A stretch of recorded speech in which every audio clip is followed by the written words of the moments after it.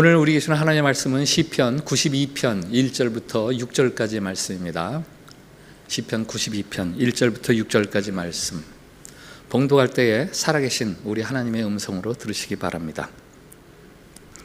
지존자여, 시편금과 비파와 수금으로 여호와께 감사하며 주의 이름을 찬양하고 아침마다 주의 인자하심을 알리며 밤마다 주의 성실하심을 베품이 좋으니이다. 여호와여, 주께서 행하신 일로 나를 기쁘게 하셨으니 주의 손이 행하신 일로 말미암아 내가 높이 외치리이다. 여호와여, 주께서 행하신 일이 어찌 그리 크신지요. 주의 생각이 매우 깊으시니이다. 어리석은 자도 알지 못하며 무지한 자도 이를 깨닫지 못하나이다. 아멘. 샬롬. 샬롬. 예, 우리 환한 얼굴 하시고 옆에 분들 축복해 주시기 바랍니다. 하나님께서 우리를 사랑하십니다.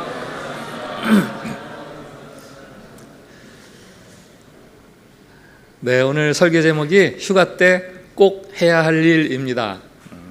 아침에 오면서 아내한테 오늘 설교 제목이 휴가 때 꼭 해야 할 일이야. 그러니까 독서? 그러더라고요. 여러분은 어떤 내용을 예상하십니까? 휴가 때 꼭 해야 될 일이요? 맛있는 거 많이 먹어야죠. 예. 좋은 데 가서 경치 보면서 휴양지 가서 좀 보내야죠. 아니면 오랫동안 헤어져 있던 가족들 만나야죠. 운동은 꼭 해야죠. 어떤 분은 이럴지도 모르겠어요. 휴가 때 꼭 해야 할 일이라고요? 휴가 때 무슨 일을 해요? 그냥 휴가 때는 놀고 먹는 거죠. 휴가를 맞는 여러분을 실망시켜서 죄송합니다마는 여러분이 이번 휴가 기간에 꼭 해야 될 일이 있어요. 오늘 시편 92편이 그것을 우리에게 말해 줍니다. 오늘 시편 92편의 제목이 있어요. 안식일의 찬송시. 안식일의 찬송시. 이스라엘 백성이 안식일이 되면 부르던 찬송이 이 시편 92편입니다. 안식일에 해당하는 히브리어 샤바트. 이것은 의미가 있죠. 그만두다라는 거예요. 그만두다. 안식일에는 이것도 그만두고 저것도 그만두고 이것도 하지 말고 저것도 하지 말고, 그래서 안식일은 아무것도 하지 않는 날이라고 생각하십니까? 그건 오해죠. 안식일은 엿새 동안 열심히 살았으니까 하루 푹 쉬면서 휴식을 취하는 날이 아닙니다. 우리로 이야기하면 여러분의 휴가는 그동안 열심히 일했으니까 이제 푹 좀 쉬자 하는 그런 기간이 아니라고요. 우리가 일상을 멈추고 쉼을 기대하는 이 특별한 휴가 기간에 우리는 무엇을 해야 하는가? 오늘 시편 92편을 통해서 함께 나누려고 합니다. 그들은 안식일이 되면은 이 시편 92편을 찬송하면서 그들이 안식일 때 해야 할 일들을 했어요. 그게 뭔가? 시편 92편 9절을 한번 볼까요? 세 부분으로 나눕니다. 1절부터 3절, 하나님의 인자와 성실하심에 대한 감사의 찬양. 4절부터 11절, 하나님의 행하신 일에 대한 묵상. 그리고 마지막 12절부터 15절, 의인이 누리게 될 복에 대한 확신. 저 1절부터 3절에서 우리가 휴가 중에 꼭 해야 할 첫 번째 일이 있습니다. 뭡니까? 하나님께 대한 감사와 찬양. 하나님께 드리는 감사와 찬양의 회복. 다시 말씀드리지만 휴가란 여러분들이 아무것도 안 하는 날이 아니에요. 휴가 때 꼭 해야 하는 중요한 일이 있어요. 하나님을 향한 여러분의 감사와 찬송. 일상에 쫓겨 사느라고 저 밑바닥까지 메말라 있던 그 감사와 찬송의 수위를 다시 높이는 거예요. 그래서 하나님께 감사합니다 하면 찬양을 드리는 거죠.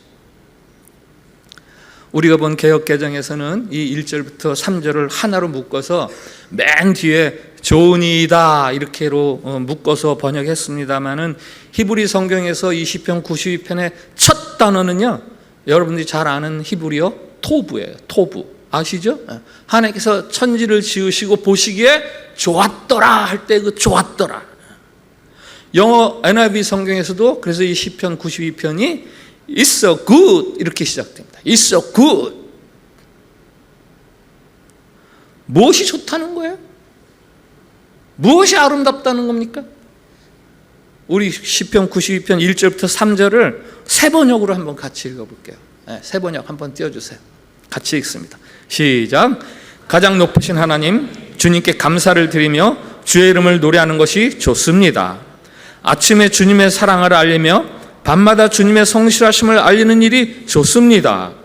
10줄 현악기와 검은고를 타며 수금가락에 맞춰서 노래하는 것이 좋습니다. 안식일에 노래하는 거예요. 좋습니다. 좋습니다. 뭐가 좋다는 거예요? 주님께 감사하고 노래하는 것이 좋습니다. 아침에 주님의 사랑을, 밤에는 주님의 인자하심을 알리는 일, 그것에 대해서 말하는 것이 참 좋습니다. 각종 악기를 동원해서 노래하는 것이 너무 좋습니다. 안식일에 해야 하는 가장 우선적인 일은 감사와 찬양이에요. 하나님의 행하신 일을 향한 감사와 찬양, 아침부터 밤까지 드리는 감사와 찬양, 각종 악기를 다 동원해서 드리는 감사와 찬양. 공동번역 성경에서는 이렇게 1절을 번역합니다. 야훼께 감사하며 그 이름을 노래하는 일, 그보다 더 좋은 일이 어디 또 있사오리까? 그보다 더 좋은 일이 어디 또 있사오리까? 하나님께 드리는 감사와 찬양은요, 그냥 마지못해서 예의를 갖추기 위해서 드리는 게 아니에요. 외치는 거예요. 터뜨려지는 거예요. 그렇게 안 하면 견딜 수 없어서 터져 나오는 거예요. 아침에 주님의 사랑을 알리며 밤마다 주님의 성실을 알리는 일, 그보다 더 좋은 일이 어디 있습니까?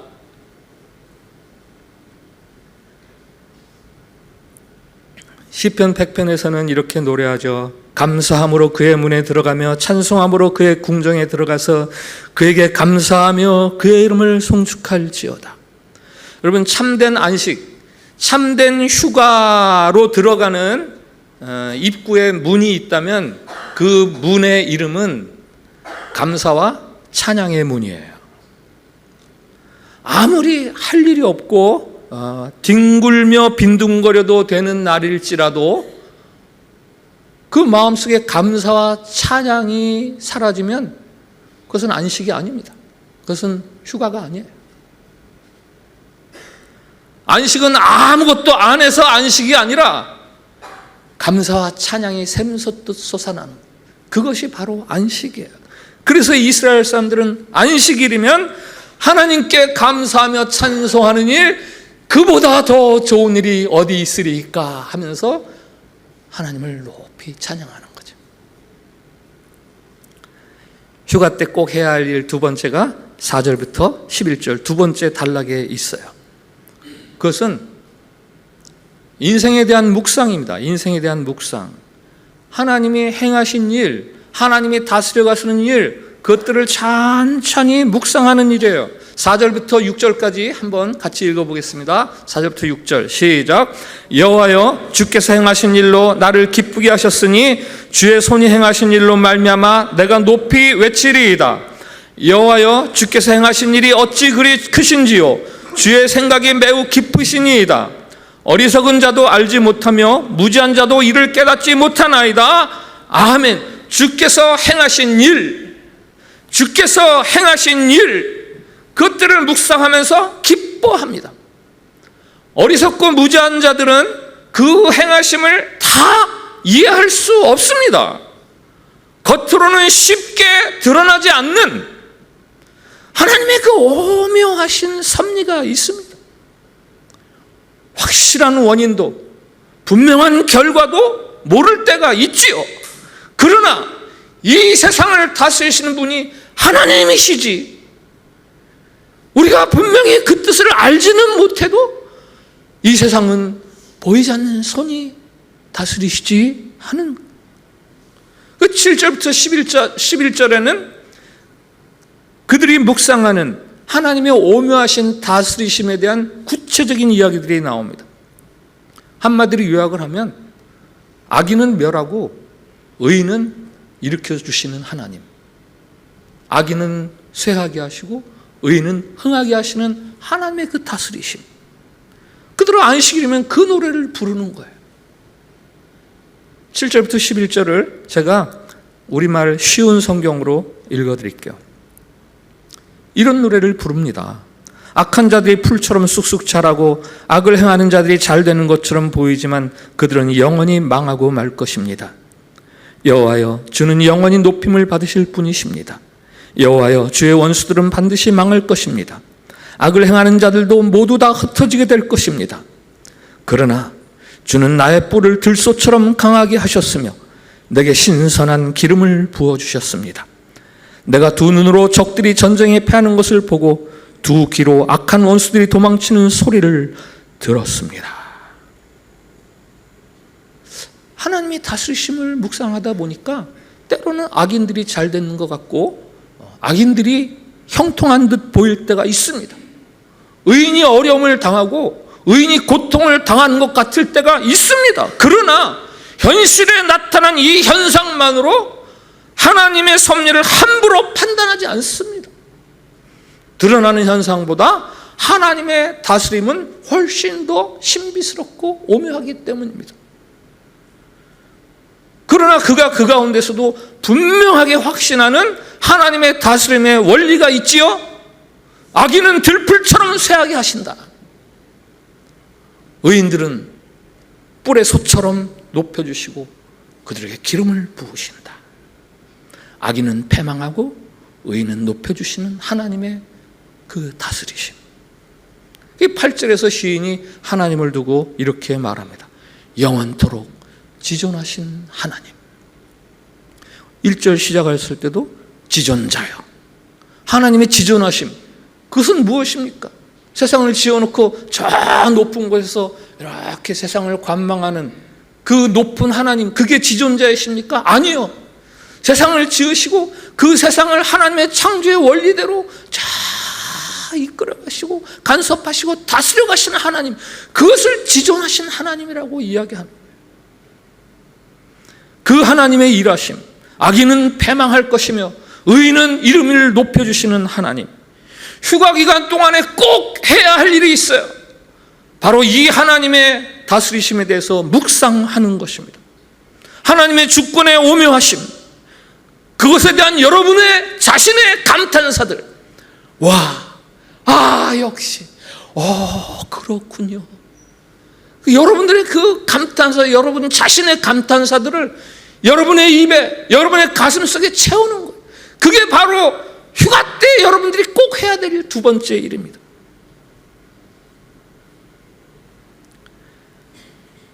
휴가 때 꼭 해야 될 세 번째 일이 있어요. 의인으로 살아갈 것을 결단하는 거예요. 의인으로 살아갈 자신의 미래에 대해서 꿈꾸고 소망하는 겁니다.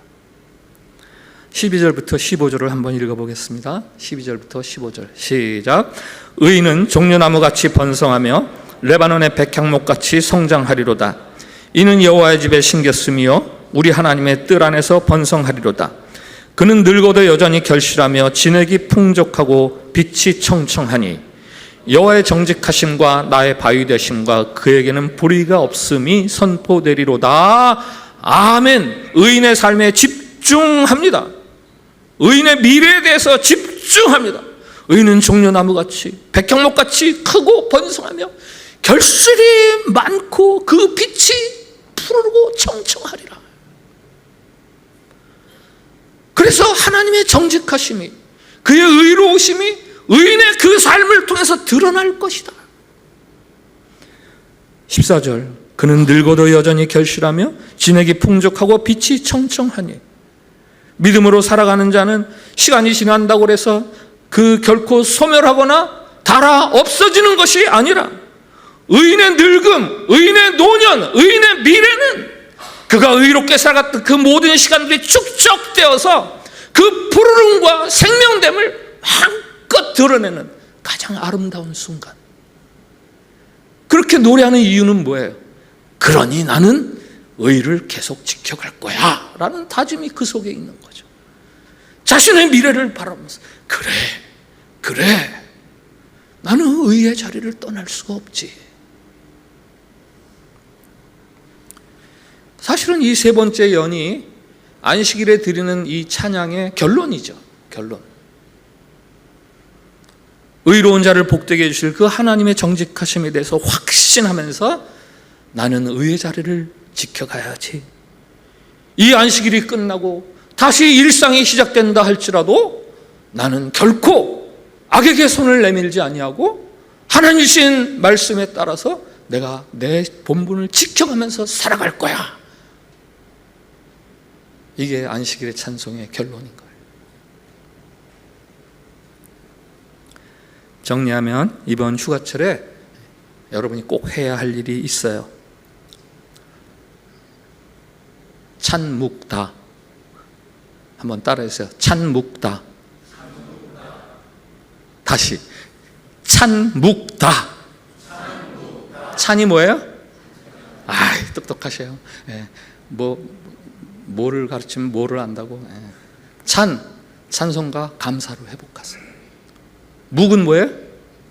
묵상하다. 뭘 묵상해요? 하나님의 오묘하신 다스리심. 우리가 다 알 수 없는 하나님의 다스리심이 있다. 그것을 묵상하는 거예요. 그래서 다는 뭐예요? 다 끝났다? 다짐하는 거예요. 다짐. 나는 이 의의 자리를 지켜갈 거야. 하나님의 의인의 마지막은 청청하고 높게 해주실 테니까 내가 일상이 와도 나는 이 의의 자리를 지켜갈 거야.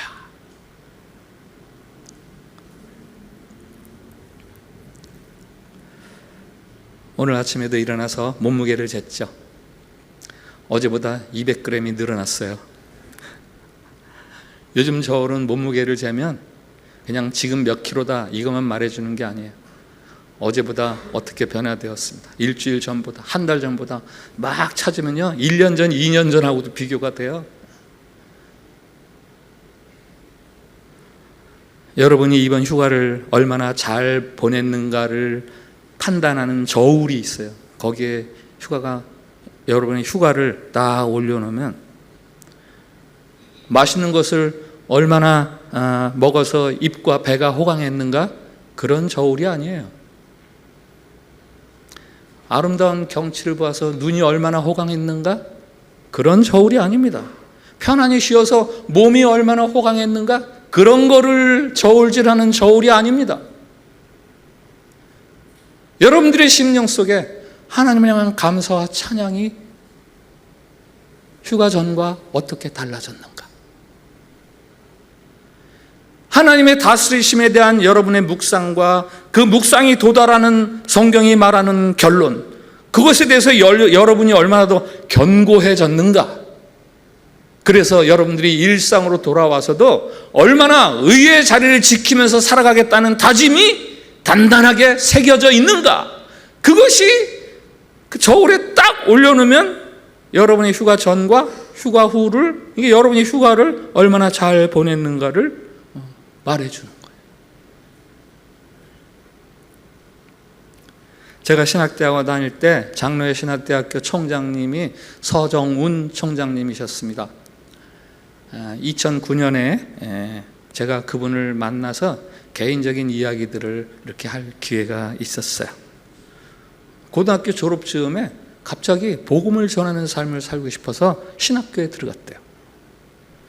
1966년 신학대학원을 70명, 동기들 70명이 졸업하는데 69명이 다 임지가 다 생겼는데 자기 혼자 임지를 못 정했대요. 근데 졸업식 날 미국의 칼빈 신학교에서 전액 장학금 허가서하고 입학 허가서가 날아왔대요. 그런데 이분은 칼빈 신학교? 이게 뭐지? 칼빈 신학교가 어디에 있는 건지 무슨 대학인지도 몰랐대요. 도대체 이게 어떻게 나한테 왔나? 이 대학 다닐 때 장애인들을 섬기는 봉사단체에서 일을 했는데 그게 이제 미국의 선교단체에서 운영하는 데죠. 그 원장님이 임기가 만료돼서 가면서 성적증명서 좀 한번 떼어와라 그러더래요. 그래서 1학년 1학기, 2학기, 2학년 1학기, 3학기 성적증명서를 줬다는 거예요. 근데 자기도 모르는 새에 이분이 이 성적증명서를 가지고 작업을 한 거예요. 그래가지고 졸업쯤에 나 어디 가서 뭔 사역을 해야 되나 그러고 있는데 졸업식 날 칼빈 신학교에서 전액 장학금과 입학 허가서가 날아온 거예요. 미국에서 공부 마치고 한국에 돌아온 게 1969년 한남대학교 교목실장으로 이렇게 있는데 어느 날 대구 삼덕교에서 서정훈 그대를 인도네시아 선교사로 우리 교회가 파송합니다. 아니 자기하고 상의도 없이 자기를 인도네시아 선교사로 파송했다고 연락이 오더래요. 그 교회 담임 목사의 동기인데 이거 어떻게 된 거냐 그랬더니 야 우리가 선교사 한 명 파송하려고 그러는데 네가 제일 적격이더라. 너 외국 공부도 했고 외국 경험도 있고 너 건강하잖아. 그리고 내가 너를 알잖아. 너 우리 교회 파송 선교사 해라. 그래서 이게 뭐지? 그러고 있는데 영락교회 한경직 목사님이 또 그때 서정훈 목사 우리 교회 와서 교육을 책임지는 교육부 목사로 좀 같이 일하자고. 당시 그 영락교회 그러면은 한국에서 으뜸 가는 교회고 뭐 교육자들은 누구라도 가서 경험해보고 싶은 그런 교회 아닙니까? 근데 아무리 생각해도 그거는 아니더래요. 그래가지고 한 목사님 찾아가서 정말 죄송하다고 고사를 하고 그리고 돌아와서 자기가 돌보던 그 학생들하고 소그룹 모여서 찬송을 부릅니다. 주 예수보다도 귀한 것은 없네. 세상 즐거움 다 버리고 세상 자랑 다 버렸네.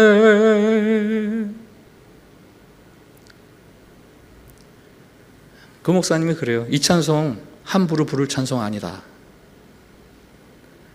학생들하고 이 찬송 부르는데 결심이 생기더래요. 그래 인도네시아 가자. 그 인도네시아 와서 문맹 퇴치를 통한 전도법 이것을 이제 개발을 해가지고 인도네시아 교회들에게 소개를 합니다. 뭐 교인들에게 직접 그렇게 가르치는 게 아니라 교회 목사님들 혹은 교사들에게 이 문맹 퇴치를 통한 전도법 이거를 이렇게 훈련시키는 사역이죠. 반둥에 거주하면서 깔리만탄, 슬라웨시, 수마트라 그분 입술로 그래요. 당시 나처럼 그렇게 많이 다닌 선교사는 없었다. 그렇게 사역을 열심히 하고 있는데 갑자기 한국의 장신대 이종성 총장이 장신대 교수 청빙서를 보내는 거예요. 교수 초청장.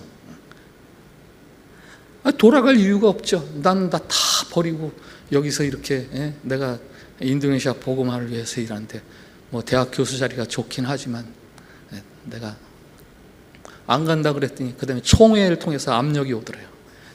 서정훈 총장 이제 빨리 신학교로 와라. 그래서 안 가고 계속 버티고 있는데 자기를 파송한 삼덕교에서 이번 달부터 후원을 끊습니다. 이 선교사가 이 후원이 없으면 생활을 할 수가 없으니까 할 수 없이 당시 반둥에 도라지라는 식당이 있었대요. 이분이 숭실대학교 체육학과를 졸업한 분이 주인이라는데 돌아갈 비행기 티켓 값이 없으니까 그 도라지 식당 주인에게 나 돌아가야 되는데 돈 좀 빌려달라 그래서 비행기 티켓 값을 빌려가지고 한국에 들어가서 장신대 교수 하다가 총장 하다가 은퇴하고 2009년 만나서 이 이야기를 들을 때 그분 나이가 요즘 나이법으로 72세. 그분이 두 가지를 고백을 하더라고요.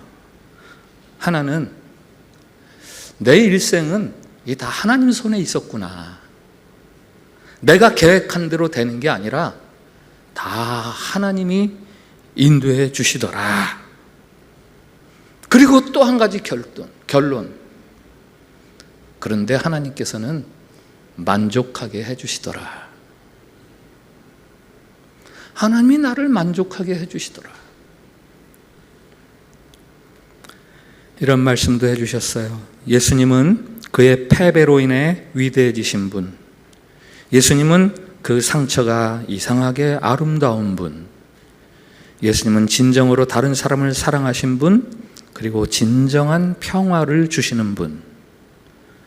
그리스도를 따르는 것은 관념이 아니고 결코 추상적이지 않다. 그것은 현실에서 그대로 드러나야 하고, 그래서 그리스도를 따르는 것은 삶 그 자체다. 이런 말로 마무리를 하셨죠. 우리의 날들이 주님의 손안에 있음을 고백하고 살면 그것이 우리를 가장 만족하게 할 것이다. 하나님은 그의 부르심에 응답하는 사람들에게 언제나 함께 하신다. 그것은 우리가 기대하기 쉬운 입신양명, 번영과 부흥으로 증명되는 것이 아니다. 인간의 입장에서 실패 같아 보이나 하나님의 계획 속에서 위대한 결실을 맺은 역사가 얼마든지 있다. 제가 이분의 이 고백을 듣고 며칠 안 돼서 바로 제 만으로 51세 되는 생일날이었어요. 그래서 제가 생일날 그분의 이 간증들을 기억하면서 일기를 썼습니다. 직장생활 그만두고 이제 주의 종의 길에 들어선 지 10년째였고, 목사 생활 5년째, 참빛교회 5년 목회할 때, 그때 생일날 제가 쓴 글이 있어요. 하나님께 거듭 이 한 구절을 기도드린다.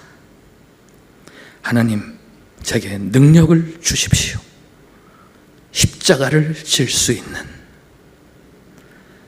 하나님, 제게 능력을 주십시오. 십자가를 질 수 있는.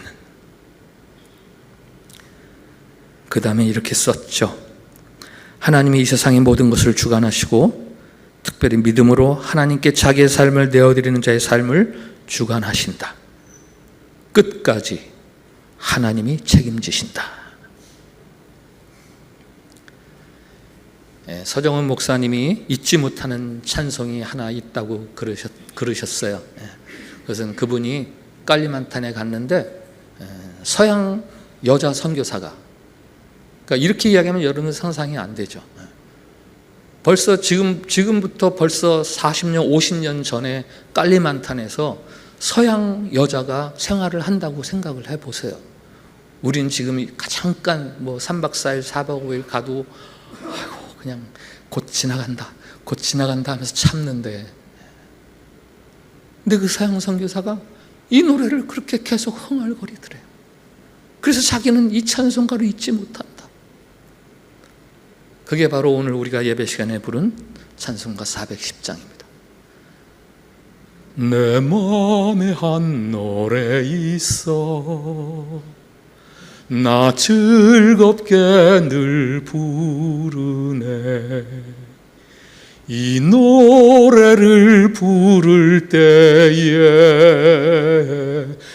큰 평화 임하도다.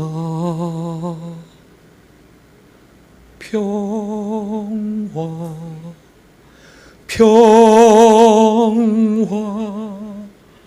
하나님 주신 선물, 그 놀라운 주의 평화, 하나님 선물일세.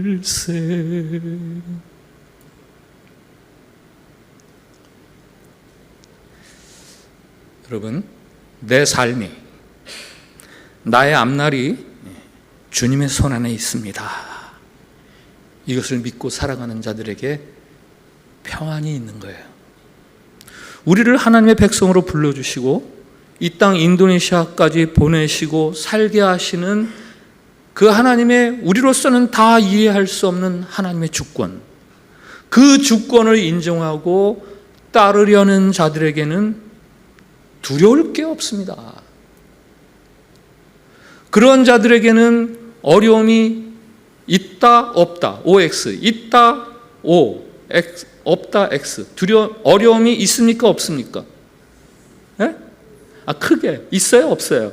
있죠. 어려움이 있어요. 그러나 두려워할 필요는 있다 없다 OX. 두려워할 필요는 없습니다. 두려워할 필요는 없어요. 베를린에 있는 한 교회 십자가 밑에 새겨진 문구가 있어요. 1933년부터 45년까지 히틀러 치하에서 신앙을 지키다가 순교한 그 수많은 성도들, 그들을 기리면서 그 십자가 밑에 새긴 문구입니다. 요한일서 4장 5절 말씀. 세상을 이기는 승리는 이것이니 우리의 믿음이니라. 세상을 이기는 승리는 이것이니 우리의 믿음이니라.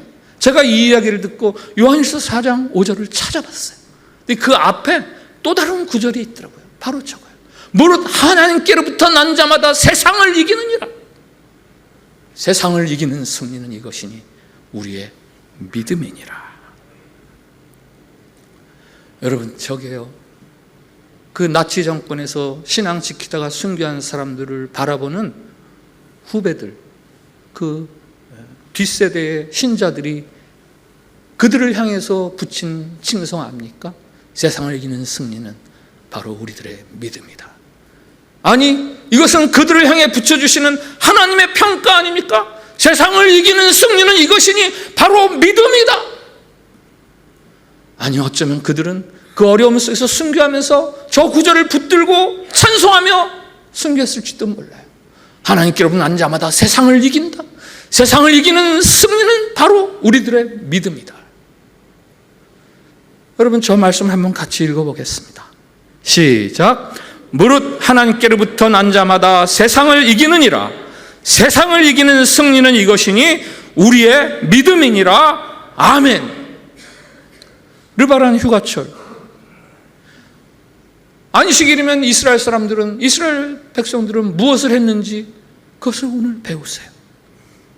안식일이면 그들이 어떤 것을 묵상했고 어떤 것을 다짐했는가, 그것을 배워야죠. 휴가가 끝나면 우리의 일상은 다시 시작됩니다. 먼 이국 땅에서 나그네로 살아간 우리의 삶 결코 쉽지 않죠. 녹록하지 않습니다. 어려움이 있다 없다? 있다. 그러나 그 어려움에 매몰돼서 근시안적인 삶에 다 묶여서 전전긍긍하면서 급급해서 살 것이 아니라 이 휴가철에 눈을 떠서 이 세상을 다스려 가시는 하나님이 어떤 분인지, 하나님의 다스리심의 궁극적인 지점은 과연 무엇인지, 그것을 바라보면서 내가 세상을 이기는 믿음으로 살아가야지 라는 다짐을 굳게 할 수 있어야죠. 하나님이 의인에게 베푸실 그 아름다운 영광에 대한 소망을 키우십시오. 그 삶을 포기하지 않겠다고 굳게 결심하고 다짐하십시오. 우리의 모든 시간들, 모든 삶이 하나님의 손 안에 있음을 믿고 이 어려운 타국 생활을 믿음으로 잘 이겨가야지 하는 다짐을 휴가 때 꼭 해야 되는 거예요. 그래서 그 하나님을 찬양하면서 감사하면서 휴가 이후의 삶을 살아가는 거죠.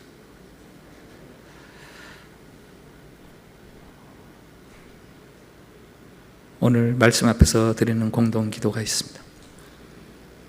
주님, 의인을 높이시고 악인을 패망시키시는 하나님의 주권을 믿고 찬양합니다.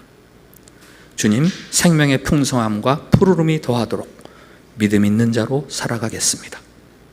주님, 이 특별한 휴식의 시간에 참된 찬양과 묵상과 결단이 있게 하옵소서. 우리 기도를 같이 드립시다. 시작. 주님, 의인을 높이시고 악인을 패망시키시는 하나님의 주권을 믿고 찬양합니다. 주님 생명의 풍성함과 푸르름이 더하도록 믿음 있는 자로 살아가겠습니다. 주님 이 특별한 휴식의 시간에 참된 찬양과 묵상과 결단이 있게 하옵소서. 아멘. 하나님 우리에게 특별한 휴식의 시간을 주시니 감사합니다. 단순히 일상에 분주하고 지쳤던 심신이 쉬는 시간이 아니라 하나님의 일하심을 깊이 묵상하며 찬양하고 다짐하는 은혜의 시간이 되게 해 주시옵소서. 믿는 자들을 향한 하나님의 성실하신 다스리심을 분명히 바라볼 수 있게 해 주시고 그 믿음 가운데에서 의와 믿음의 자리를 지키는 삶을 살게 해 주시옵소서. 휴가 기간 이후 우리의 생명을 더더욱 빛나고 푸르게 하실 하나님의 약속과 신실하심을 믿고 감사하고 찬양하오며 예수님의 이름으로 기도합니다. 아멘.